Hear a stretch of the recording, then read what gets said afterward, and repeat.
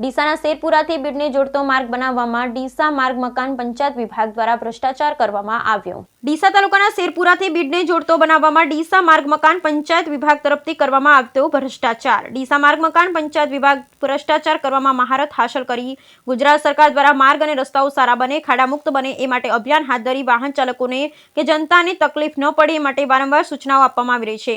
ત્યારે ડીસા તાલુકાના શેરપુરાથી બીડને જોડતા માર્ગ બનાવવામાં ડીસા માર્ગ મકાન પંચાયત વિભાગ તરફથી ભ્રષ્ટાચાર કરવામાં આવ્યો તે ગંધ બહાર આવી રહી છે, જેમાં રસ્તો બનાવ્યા અને થોડાક જ સમયમાં હલકી ગુણવત્તાનું મટીરીયલ વાપરી માત્ર દેખાડવા માટે માર્ગ બનાવ્યા હોય તેવા પ્રયાસ કરવામાં આવે છે। માર્ગ બનાવતા સમયે ગામ લોકોના ઉગ્ર વિરોધ હોવા છતાં પણ માર્ગ મકાન પંચાયત વિભાગે રસ્તો બનાવવા ઉચ્ચ ગુણવત્તાની કામગીરી કરવાને બદલે માત્ર દેખાડવાની કામગીરી કરી સંતોષ માન્યો છે। ત્યારે રોડ બન્યા અને દિવસો પણ નથી થયા અને ડામરના પડ ઉખડવા માંડ્યા છે, તો આ રસ્તો ચોમાસાના સમયે વાહન ચાલકો અને જનતાને શું ઉપયોગી બનશે? વધુમાં આ જ હાલતમાં જો રોડ રહ્યો હોત તો ચોમાસામાં ત્યાંથી પસાર થનાર વાહન ચાલકો અને જનતાને ભારે મુશ્કેલીનો સામનો કરવો પડશે।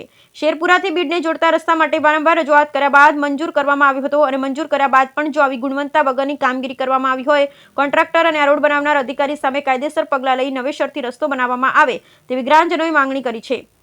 રસ્તો બનાવતા સમયે ભોય તળિયે કે કોઈ પણ જાતનું મટીરીયલ ન વાપર્યું હોવાની પણ ગામ લોકોએ આક્ષેપ કર્યા। બ્યુરો રિપોર્ટ ભરત ઠક્કર, ડીસા, બનાસકાંઠા। પૂર્ણ થવા આવ્યું હોય અને રેતી ઉપર બધું ડામર પાથરી અને ચાલતા થયા છે। આ જોઈ લો હકીકત, આ ડામર પાથરવાની હકીકત। ગુજરાત સરકારને ડફોળ બનાવી અને પૈસા પડાવવાની કોશિશ। આ રોડ દિવસોની પણ કલાકો સુધી ચાલશે નહીં। સરકાર પાસેથી 1.5 કરોડ રૂપિયા ગ્રાન્ટ લઈ અને છેતરપિંડી ખેડૂતો સાથે છેતરપિંડી કરવામાં આવે। ખેડૂતો તો સહી પણ સરકાર સાથે છેતરપિંડી કરવામાં આવે છે। આ ડામર